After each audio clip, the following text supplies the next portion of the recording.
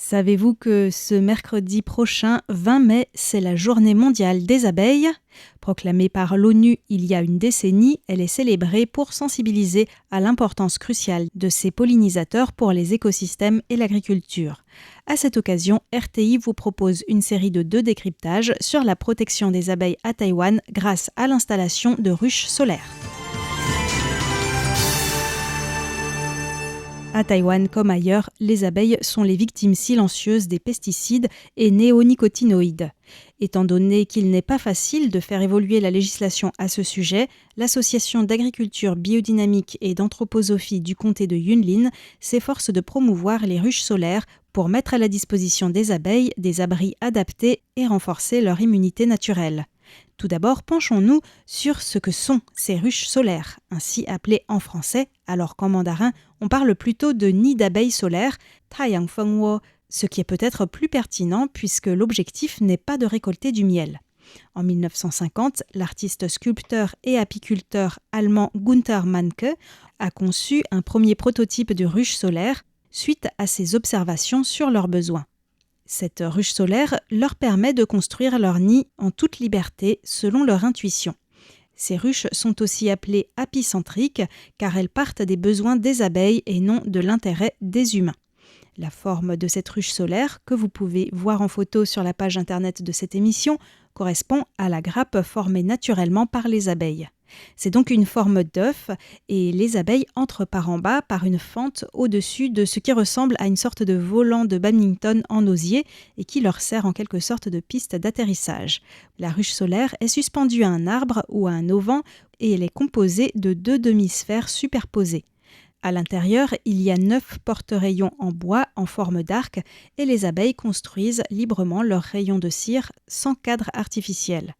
L'isolation thermique est assurée par une couche de paille tressée recouverte ensuite d'un enduit à base de bouse de vache, d'argile, de cendres de bois et de petits laits. Au total, une ruche solaire peut accueillir de 20 à 30 000 abeilles, la taille d'une colonie saine. Dans la conception anthroposophique de Rudolf Steiner, celui-ci considère les abeilles comme des créatures profondément liées aux forces cosmiques, en particulier le Soleil. Elles transforment l'énergie du Soleil en substance terrestre, miel et cire. Elles utilisent la position du Soleil comme une boussole pour s'orienter et sont un pont entre la vie florale et le Soleil par la pollinisation. Quels sont les avantages de la ruche solaire pour les abeilles ? Étant donné que cette ruche ne vise pas la production intensive de miel, mais le respect des besoins biologiques des colonies, les abeilles sont moins stressées, ce qui favorise leur immunité naturelle. Et quels sont les avantages pour les humains ? Protéger les abeilles qui pollinisent les fleurs et les cultures est aujourd'hui un enjeu vital pour la sécurité alimentaire, alors que les populations d'insectes sont très gravement affectées par les pesticides, la pollution, le changement climatique et le développement urbain. De manière plus terre-à-terre, fabriquer une ruche solaire, c'est aussi acquérir un nouveau savoir-faire en vannerie et, en quelque sorte, bâtir de nos mains un objet d'art pour l'offrir à un essaim d'abeilles. C'est en 2019 que le concept de ruche solaire a essaimé à Taïwan. L'Association d'agriculture biodynamique de Taïwan a invité les formateurs allemands Haima, Jerry, Johannes et Agatha à animer un atelier de fabrication. Finalement, c'est surtout les participants du comté de Yunlin, dont l'association est dirigée par He Jialu, qui ont ensuite décidé de promouvoir ce concept à Taïwan.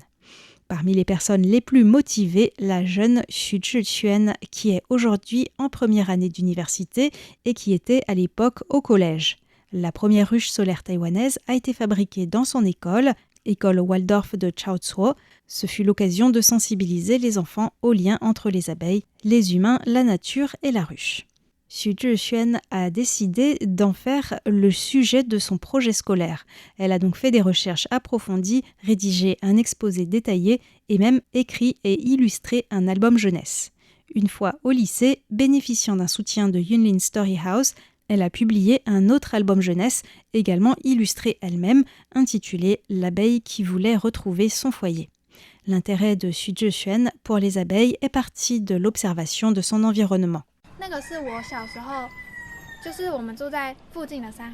Quand j'étais petite, on habitait dans une maison près de l'école et chaque soir, je voyais des abeilles près de chez nous. Je ne savais pas pourquoi. Elles faisaient un bruit bizarre et volaient dans tous les sens. Le lendemain, je les retrouvais mortes par terre. C'est à partir de ce moment-là que j'ai commencé à me demander ce qui leur était arrivé. En faisant des recherches, je me suis rendu compte que c'était à cause des pesticides qu'elles perdaient le sens de l'orientation et mouraient.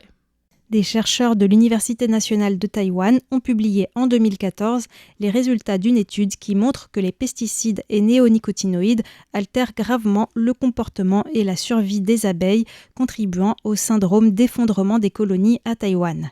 Justement, l'album illustré par Xu Zhixuan raconte l'histoire d'une abeille qui s'est perdue sous l'effet des épandages. Après avoir surmonté de nombreuses difficultés, elle parvient enfin à retrouver son chemin. Ces épreuves symbolisent la crise que traversent actuellement les abeilles dans le monde. À la fin de l'histoire, l'abeille rentre enfin chez elle, la ruche solaire. À Taïwan, seulement environ 10% des terres agricoles sont cultivées en bio. Les pratiques agricoles majoritaires, dites conventionnelles, sont largement dépendantes des pesticides. Malgré tout, on essaie de faire ce que l'on peut pour aider les abeilles à faire face à ces difficultés. Mais on ne peut qu'essayer de renforcer leur résilience, parce que c'est impossible de changer leur environnement du jour au lendemain. Xu Zhixuan explique qu'à Taïwan, il y a principalement 2 espèces d'abeilles et que le but de l'association est de protéger surtout l'espèce locale. Ces abeilles sont une espèce endémique de Taïwan. Par la suite, des abeilles Apis florea ont été importées d'Italie. Elles sont plus grandes, se reconnaissent à leur couleur plus jaune, et à Taïwan, elles se sont installées plutôt en plaine. Les abeilles taïwanaises ont alors eu tendance à monter vivre dans les montagnes, dans les forêts. Elles peuvent supporter un climat plus frais et humide. Avec les ruches solaires, nous souhaitons encourager le retour des abeilles sauvages taïwanaises. En 2019, lors de l'atelier avec les Allemands, ces derniers avaient apporté tous les matériaux nécessaires à la fabrication de la ruche solaire. Mais il a ensuite été nécessaire de les trouver sur place et même d'adapter le design aux conditions climatiques taïwanaises. Le premier problème que nous avons rencontré, c'est que les matériaux qu'ils utilisaient en Allemagne n'étaient pas faciles à trouver à Taïwan.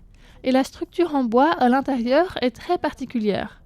Nous avons trouvé un menuisier pour en réaliser une sur mesure. Sous la couche de terre à l'extérieur, il y a de la paille tressée. En Allemagne, c'est de la paille de seigle. Elle est plutôt longue et elle durcit avec le temps. À Taïwan, nous avons plutôt de la paille de riz. Nous nous sommes procuré de la paille de riz bio, mais comme elle est plus courte, nous allongeons les brins en les tressant. Un autre problème à Taïwan, c'est qu'il fait très chaud et humide. Il y a un risque que la paille moisisse. Donc nous avons travaillé avec Liu Peiyu, qui est spécialiste de la construction en matériaux naturels, pour mettre au point l'extérieur de la ruche. C'est un mélange d'argile, de sable, de chaux et de bouse de vache. Ce sont des matériaux utilisés traditionnellement dans la construction. C'est donc une ruche qui respire, ses parois sont perspirantes. En ce qui concerne les morceaux de bois à l'intérieur, leur fabrication a désormais été facilitée en utilisant une machine de découpe CNC. Mais le plus grand défi est le climat, donc il y a eu une autre adaptation. Pour faire face au climat taïwanais très chaud, en été, les abeilles se rassemblaient près de l'entrée de la ruche. Alors, nous avons décidé de faire une autre adaptation du design. En haut de la ruche, il y a comme un couvercle, que l'on peut d'ailleurs soulever pour regarder à l'intérieur si besoin. Nous avons inséré sur ce couvercle un trou couvert d'une moustiquaire pour permettre d'évacuer la chaleur et éviter qu'il ne fasse trop chaud à l'intérieur. Concernant le climat, cela pose un autre défi à Taïwan. Comme les hivers sont doux dans le nord et quasi inexistants dans le sud, les abeilles sont actives toute l'année et n'entrent pas en hivernage comme en climat tempéré. À Taïwan, les ruches se remplissent donc plus vite de miel qu'en Europe. Alors, bien que ce ne soit pas l'objectif principal, il est possible d'ajouter un module au-dessus de la ruche solaire pour récolter uniquement le surplus produit par les abeilles. Par ailleurs, de manière générale, les apiculteurs sont souvent confrontés au fait que des frelons se postent à l'entrée des ruches pour attaquer les abeilles. Qu'en est-il pour les ruches solaires ? Xu Zhixuan nous explique que sur ce point, elles ont un avantage et que là aussi, à Taïwan, les ruches solaires ont été légèrement adaptées. Récemment, nous avons installé une ruche solaire dans mon université, à Tsinghua Daxue, dans le comté de Hsinchu. Au début, quelques frelons sont venus pour essayer d'attaquer les abeilles, Mais étant donné que nous ne récoltons pas leur miel, elles sont en très bonne forme et ont la capacité de se défendre. Comment font-elles ?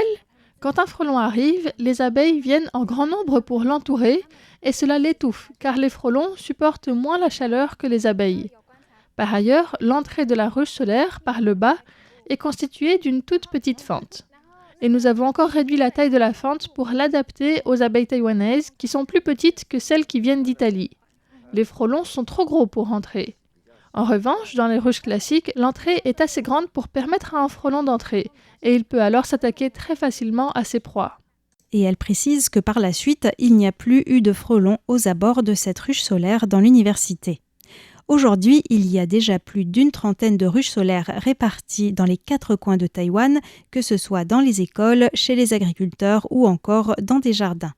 L'association a traduit en mandarin des livres sur le sujet, organise des conférences de sensibilisation et des ateliers de fabrication sur 3 jours. Les ruches solaires taïwanaises sont même connues à l'étranger puisque des Canadiens en ont commandé qui leur seront envoyés par voie maritime et des Coréens ont suivi un atelier de fabrication à Taïwan. Le projet de l'association à Yunlin essaime donc à travers Taïwan et au-delà des frontières. Dans le décryptage de jeudi prochain, nous irons justement à la rencontre de plusieurs personnes qui ont installé ces ruches solaires à Taïwan. Pour en savoir plus, n'hésitez pas à aller sur notre site internet, dans la rubrique décryptage, trouver la page de cette émission pour regarder les photos et explorer les liens. Je vous souhaite une très bonne journée et vous dis à bientôt.